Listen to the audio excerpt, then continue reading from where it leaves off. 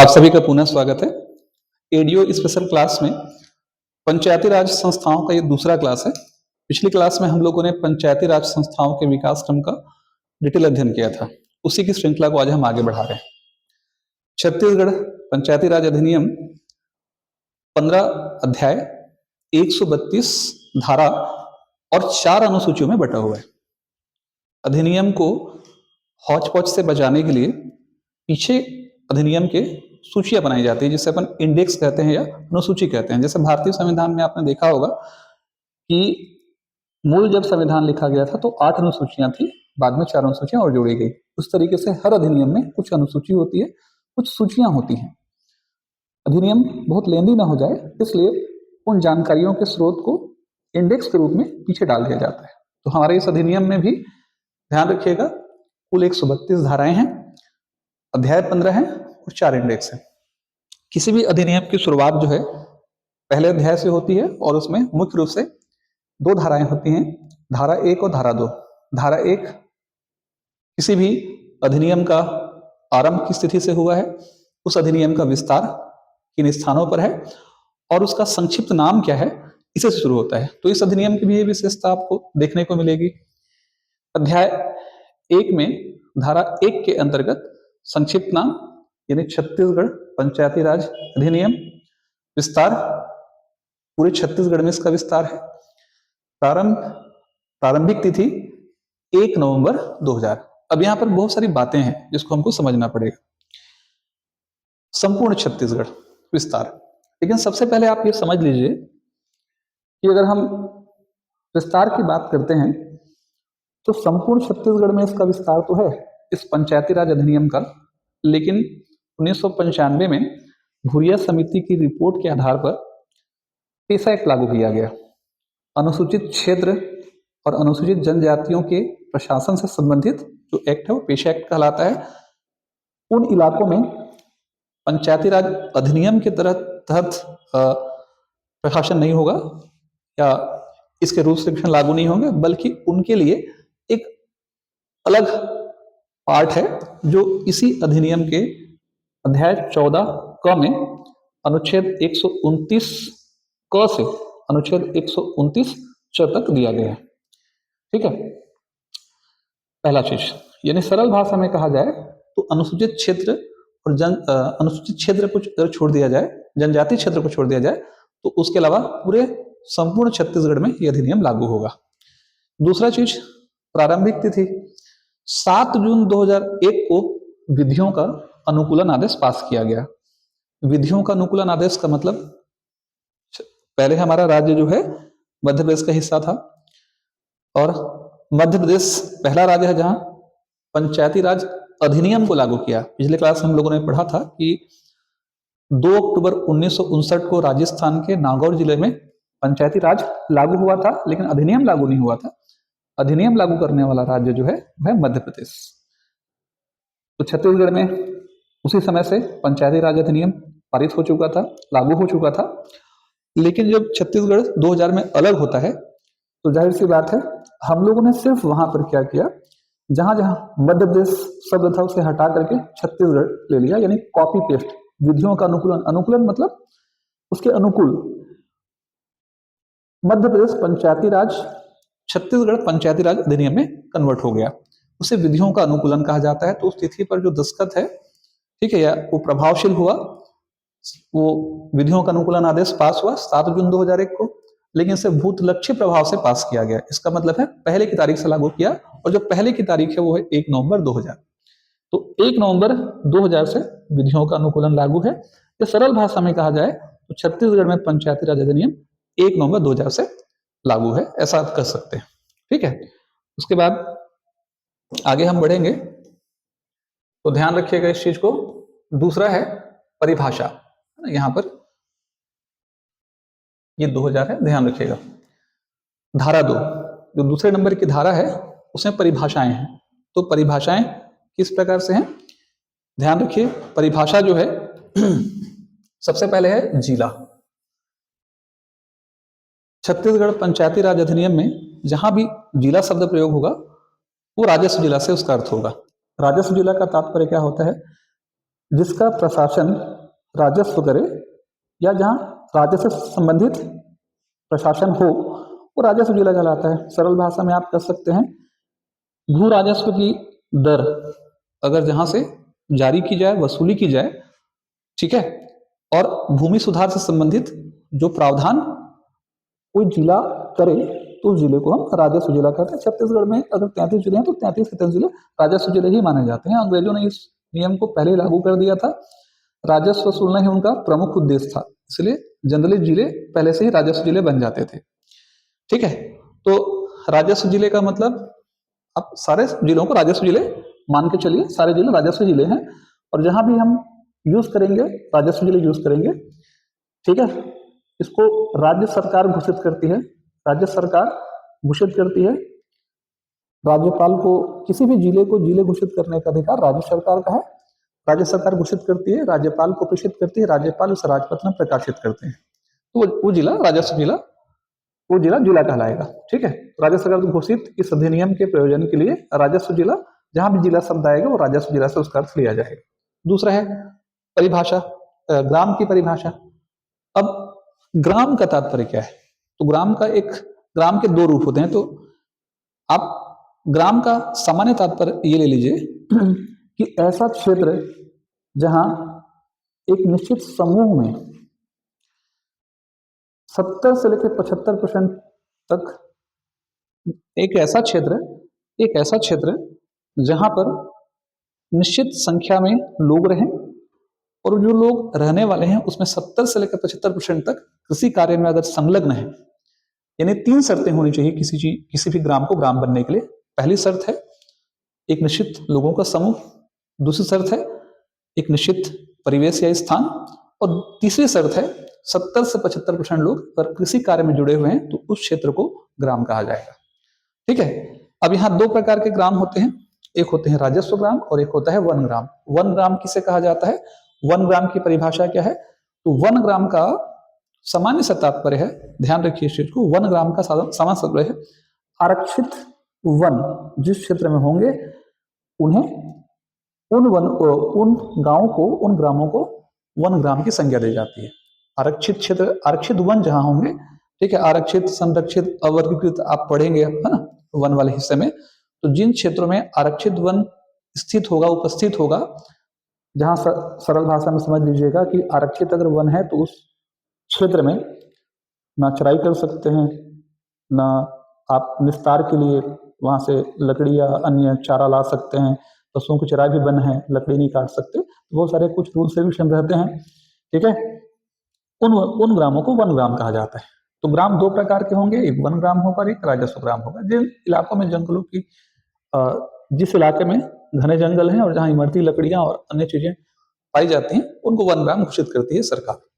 तो यहाँ पर ग्राम के 2 प्रकार होंगे, एक राजस्व ग्राम और एक होगा वन ग्राम। ठीक है, अब इसमें ग्राम किसे घोषित किया जाएगा? यहां भी वही लगभग प्रोसेस है, ध्यान रखिएगा। अधिसूचना के माध्यम से राज्यपाल जो है, अधिसूचना के माध्यम से राज्यपाल सरकार के आदेश पर किसी स्थान को ग्राम, वन ग्राम या राजस्व ग्राम घोषित करेगी। यहां जहां भी ग्राम शब्द आएगा उसका अर्थ राजस्व ग्राम प्लस वन ग्राम दोनों से लिया जाएगा। ठीक है, चलिए, जनसंख्या, अंतिम पूर्ववर्ती जनगणना जिसके आंकड़े प्रकाशित हो चुके हैं। तो 2021 में जनगणना होनी थी, लेकिन 2021 में कोविड के चलते जनगणना नहीं हुई, 2023 में भी नहीं हुई, 2025 में भी शुरू है, अभी तक फिलहाल शुरू नहीं हुआ है। इसका मतलब है कि 2011 में जो जनगणना प्रकाशित हुई थी उसी जनगणना को हम बेसिक मानेंगे जहां भी यहाँ पर जनसंख्या शब्द आएगा। ठीक है, चलिए, तो ये हो गया हमारा धारा 1 कंप्लीट हो गया। अध्याय 2 है ना, इसको अगर हम शुरुआत में भी अगर समझना चाहेंगे तो पंचायती राज अधिनियम भाग 9 में है, 9वें भाग को अंतरिस्थापित किया गया है अनुच्छेद 243 ए या 243 क से, ध्यान रखिएगा ना, इसमें स्थित है। और सेकेंड हिस्सा हम अभी जो अध्याय 2 शुरू करते हैं वो है ग्राम सभा। धारा 3 से लेकर धारा 7 के बीच में आपको ग्राम सभा देखने को मिलेगा। ठीक है, तो धारा 3 ग्राम के संबंध में सूचना, राज्यपाल लोक अधिसूचना द्वारा किसी ग्राम या गांव के समूह को इस अभियोजन के लिए ग्राम के रूप में निर्दिष्ट करेगा। ठीक है, ये भी हमें समझने, वहां ग्राम की परिभाषा थी, और ग्राम को ग्राम के रूप में अधिसूचित कौन करेगा, इसकी व्यवस्था राज्यपाल को बताई गई है। इस धारा में ध्यान रखिएगा, राज्यपाल किसी स्थान को ग्राम के रूप में अधिसूचित करेंगे, अधिकार क्षेत्र राज्यपाल का होगा। ठीक है। और गांव घोषित करने का अधिकार मैंने आपको पहले बता दिया, मिनिमम एक क्राइटेरिया होती है, कम से कम 200 से अधिक जनसंख्या होनी चाहिए। ठीक है, चलिए इसके बाद यहां हम सीधा पढ़ेंगे ग्राम सभा। ग्राम सभा, इस बात को आपको बहुत ध्यान से समझना पड़ेगा। ग्राम सभा और ग्राम पंचायत में बड़ा विद्यार्थी कंफ्यूज होते हैं, है ना। तो आप तो ये समझ लीजिए इस चीज को कि ग्राम पंचायत का निर्माण कैसे होगा, इसे हम समझते हैं। देखिए, 1, 2 और ये 3, है ना। इस बात को आपको बहुत ध्यान से समझना है। जैसे कि मान लिया जाए कि ये गांव, यहाँ ए है, यहाँ बी है और यहाँ सी है, ये 3 स्थान है, 3 ग्राम है। पहले आप ग्राम पंचायत समझिए, फिर ग्राम सभा को हम समझेंगे। ग्राम पंचायत मिनिमम 1000 जनसंख्या, मिनिमम 1000 जनसंख्या, मैक्सिमम आपको 5000 से नीचे आना है, उधर आप बढ़ेंगे तो दूसरी जगह पहुंच जाएंगे। तो मिनिमम 1000 जनसंख्या से बना हुआ ग्राम जो है ग्राम पंचायत के रूप में स्थापित हो सकता है। यानी किसी किसी किन्हीं ग्राम सभाओं को ग्राम पंचायत बनने के लिए मिनिमम 1000 की जनसंख्या की आवश्यकता है। उदाहरण ले लेते हैं कि जैसे हमारे पास 3 गांव हैं, गांव ए, गांव बी और गांव सी, है ना। अब मैं एक एग्जाम्पल लेता हूं, जैसे कि ग्राम सूपा, है ना। एक सूपा है, एक ग्राम है जतरी और एक ग्राम है बरपाली, है ना। ये 3 गांव के नाम मैंने यहाँ पर ले लिए। ग्राम सूपा की जो जनसंख्या है वो है, अगर अपन मान लेते हैं 1500, लेकिन ग्राम जतरी की जनसंख्या अगर है 400 और ग्राम बरपाली की जनसंख्या है 300। तो इसका मतलब क्या हुआ, अगर हम इन 2 ग्रामों को लेकर के एक ग्राम पंचायत का निर्माण करेंगे तो जनसंख्या कम है, यानी 400 और 300 कितना हो गया, 700। तो ऐसी स्थिति में ग्राम पंचायत बनाना संभव नहीं है। तो इस अवस्था में उससे लगे हुए और जो एक गांव है जिसका नाम अगर सूपा है, तो उस गांव के साथ इनको मर्ज करके इनके लिए एक ग्राम पंचायत बनाया जाएगा। ठीक है, ध्यान रखिएगा इस चीज को। इसके लिए क्या होगा, ग्राम पंचायत बनाया जाएगा। जिस ग्राम सभा की जनसंख्या, जिस ग्राम सभा की जनसंख्या सबसे ज्यादा होगी, उसी के नाम से वो पंचायत जाना जाएगा। यानी सूपा, ग्राम सूपा की जनसंख्या ज्यादा है, तो इसीलिए इस ग्राम पंचायत को क्या नाम से जाना जाएगा, ग्राम पंचायत सूपा के नाम से जाना जाएगा। और जो उसके अलावा जो अन्य 2 ग्राम हैं, एक ग्राम है जतरी और एक ग्राम है बरपाली, तो इनको हम कहेंगे आश्रित ग्राम। ये शब्द आपको आगे पढ़ने पड़ेंगे अधिनियम के अंतर्गत, है ना। जो जतरी ग्राम होगा और जो बरपाली ग्राम होगा वो आश्रित ग्राम कहलाएगा, और जो सूपा होगा वो क्या कहलाएगा, ग्राम पंचायत। इस एग्जाम्पल के तौर पर ये जो 3 प्रकार के मैंने आपको गांव यहाँ बताए हैं, इन तीनों गांवों में, ठीक है, ध्यान रखिएगा, इन तीनों गांवों में लोगों की एक सभा होगी, जिसे हम ग्राम सभा के नाम से जानेंगे। अभी हम समझेंगे ग्राम सभा का निर्माण कैसे होता है, लेकिन आप सरल भाषा में समझ लीजिए कि ग्राम सभाओं के समूह को ही क्या कहा जाता है, ग्राम पंचायत कहा जाता है। यानी एक पंचायत में एक से अधिक ग्राम हो सकते हैं। ऐसा नहीं है कि अधिक ही गांव होंगे, किसी गांव की जनसंख्या 3000 है, ऐसा आपको देखने को मिल जाएगा बार बार। एक ग्राम के, एक बड़ा सा गांव है, उसकी जनसंख्या 3000 है, तो केवल एक ग्राम पंचायत होगी। लेकिन ऐसा देखना को आपको मिला होगा कि छोटे छोटे गांव से जुड़े रहते हैं, तो प्रशासनिक सुविधा के दृष्टिकोण से क्या किया जाता है, 3000 की जनसंख्या में 400 किसी गांव की जनसंख्या उसको जोड़ दिया जाए, 200 किसी की जनसंख्या उसको जोड़ दिया जाए, है ना। तो वो इनको मिला करके एक ग्राम पंचायत बनाया जा सकता है। कोई बहुत बड़ी जनसंख्या वाला है तो अकेला भी वो क्या बन सकता है, ग्राम पंचायत। तो ग्राम सभाओं से मिल करके क्या होगा, ग्राम पंचायत बनेगा। ठीक है, चलिए ग्राम सभा की स्थापना, क्योंकि इस हिस्से में हमको ग्राम पंचायत के बारे में क्या है बताया गया है।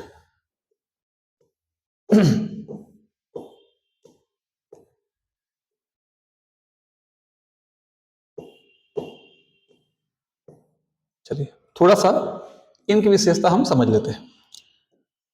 ध्यान रखिएगा, अभी आपको मैंने ये समझाया, ग्राम पंचायत ग्राम सभाओं का सम्मिलन होता है। यानी एक पंचायत में अगर मान लिया जाए कि 3 अलग अलग ग्राम हैं, तो हर ग्राम की एक ग्राम सभा होगी। अब ग्राम सभा किससे मिलकर बनेगी इसे हम आगे पढ़ेंगे, लेकिन ये समझ लीजिए कि हर ग्राम की एक ग्राम सभा होगी और उस गांव की ग्राम सभाओं से मिलकर ही ग्राम पंचायत का गठन होगा या निर्माण होगा।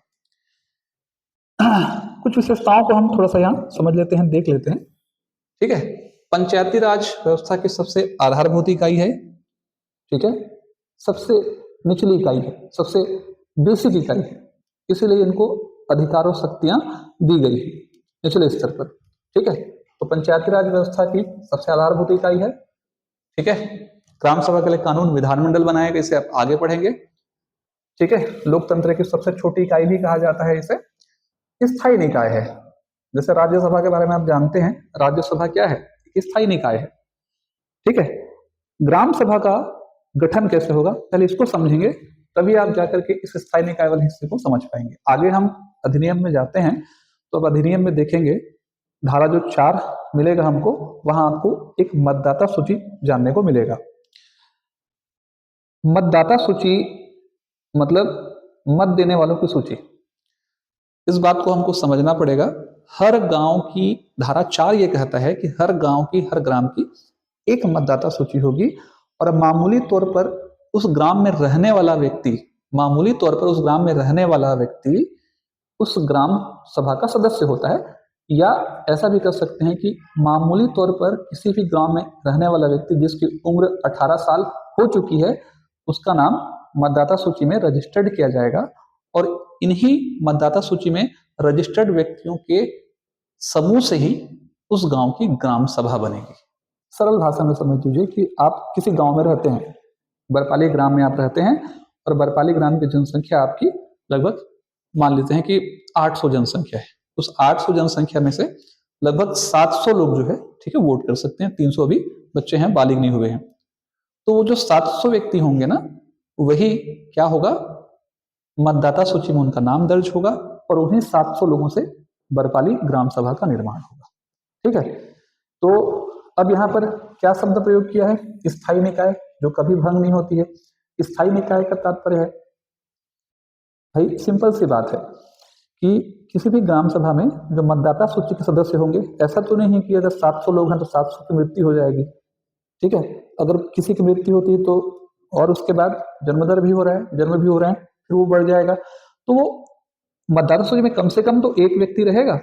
तो किसी भी दृष्टिकोण से व्यक्तियों की संख्या कम नहीं होगी, और जब व्यक्तियों की संख्या कम नहीं होगी तो एक व्यक्ति से भी ग्राम सभा का निर्माण होगा। तो जाहिर सी बात है कभी भी ये भंग नहीं हो सकती है, कभी भंग नहीं होगी, इसलिए इसको स्थायी निकाय माना जाता है। यानी हमेशा मतदाता सूची जीवित रहेगी, लोग जीवित रहेंगे, एक व्यक्ति भी हुआ तो उससे एक ग्राम सभा का निर्माण किया जा सकता है। ठीक है, चलिए, इसीलिए ग्राम सभा स्थायी निकाय है, कभी भंग नहीं होगी, कोई कार्यकाल नहीं है।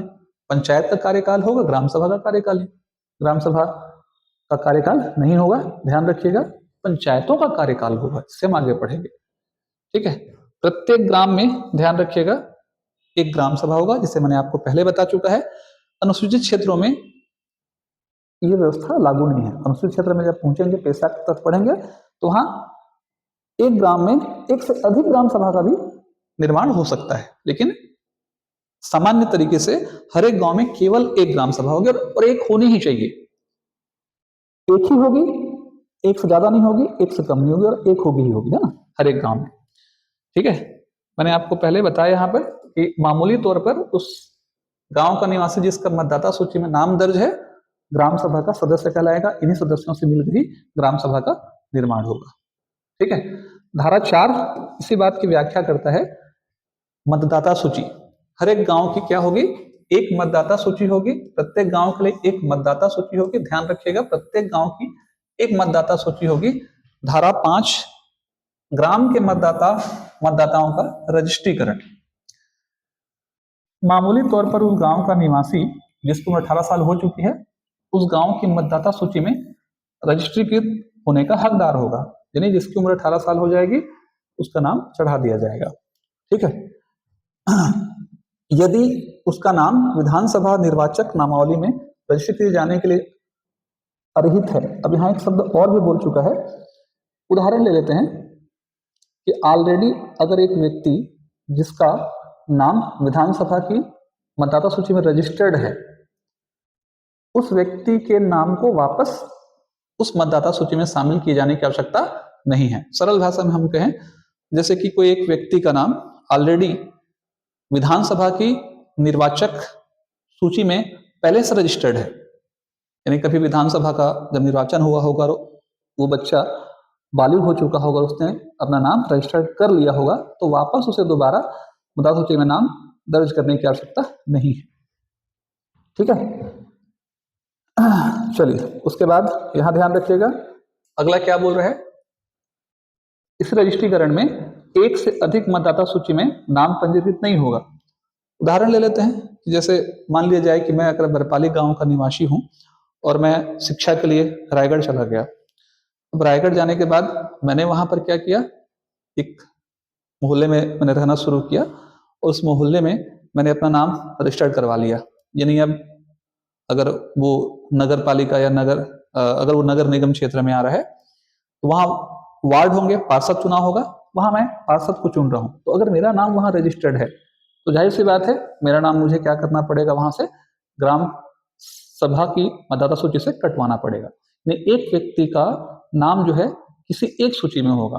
ठीक है, नगर निगम क्षेत्र की सूची में है, मतदाता सूची में, तो ग्राम वाले में नहीं होगा, और ग्राम में है तो इधर नहीं होगा। तो ये बोला गया है कि ग्राम के लिए एक व्यक्ति का नाम एक ही सूची में होगा। कई बार ऐसा भी संभावना हो सकती है कि एक गांव में दो अलग अलग आसपास के क्षेत्र में दो ग्राम हैं, तो कई लोगों के कुछ लोग ऐसा भी हो सकता है कि इस संभावना कि एक व्यक्ति दो बार नाम अगर लिखवा दे तो वो नाम वाजिब नहीं होगा, वैलिड नहीं होगा, वो नाम काटना पड़ेगा। किसी भी एक मतदाता सूची में आपका नाम रजिस्टर्ड होना चाहिए। ठीक है। इसके बाद इसमें एक शब्द और बोला गया है, अन्य प्राधिक। ठीक है, ये वही जो मैंने आपको बताया। चलिए आगे बढ़ते हैं। इसके बाद पहुंचेंगे सीधा हम लोग धारा 6, तो ग्राम सभा का सम्मेलन। तो देखिए, ग्राम सभा का सम्मेलन 4 तरीके से होगा, एक साधारण सम्मेलन, एक विशेष सम्मेलन, एक संयुक्त सम्मेलन और एक होगा वार्षिक सम्मेलन। साधारण सम्मेलन वर्ष में, अब जैसे अगर हम ग्राम, यहां भी मैंने लिख दिया है ग्राम पंचायत, जनपद पंचायत, जिला पंचायत, इसको भी आपको समझना है। ग्राम पंचायत की बैठक माह में एक बार होगी, जनपद पंचायत की बैठक माह में एक बार होगी और जिला पंचायत की बैठक जो है माह में एक बार होगी। आगे हम समझेंगे इसको धारा 6 में ग्राम सभा का सम्मेलन किस तरीके से होता है।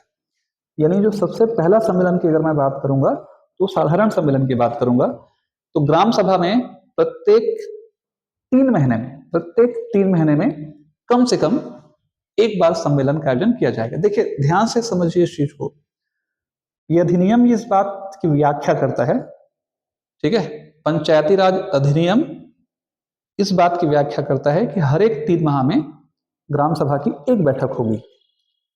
ठीक है, यानी साल में 4 बैठक होगी। क्योंकि पंचायती राज राज्य सूची का विषय है तो राज्य अपनी सुविधा के हिसाब से इस पर कानून बना सकता है। तो इसीलिए जब एमपी में या सीजी भी कर सकते हैं, सीजी में जो पंचायती राज अधिनियम लागू है उसमें हमने ऐसी व्यवस्था बनाई है कि हमारे यहाँ 6 बैठक होनी अनिवार्य है साल में। और वो 6 बैठक किस तिथि पे होगा, बहुत ध्यान से समझिए इस चीज को। पहली बैठक 23 जनवरी को सुभाष चंद्र बोस जी का जन्म दिवस है। दूसरी बैठक 14 अप्रैल को भीमराव अंबेडकर जी का जन्मदिन है। 20 अगस्त को राजीव गांधी जी का जन्मदिन है और महात्मा गांधी जी का जन्मदिन 2 अक्टूबर को है। तो ये 4 तिथियां, 23 जनवरी याद रखिए, इस तिथि पर अनिवार्य बैठक होनी आवश्यक है। 23 जनवरी, 14 अप्रैल, 20 अगस्त और 2 अक्टूबर। उसके अलावा जून में सुझाई गई तारीख को और नवंबर में सुझाई गई तारीख को, और इन तिथियों पर आपका सम्मेलन होना अनिवार्य है।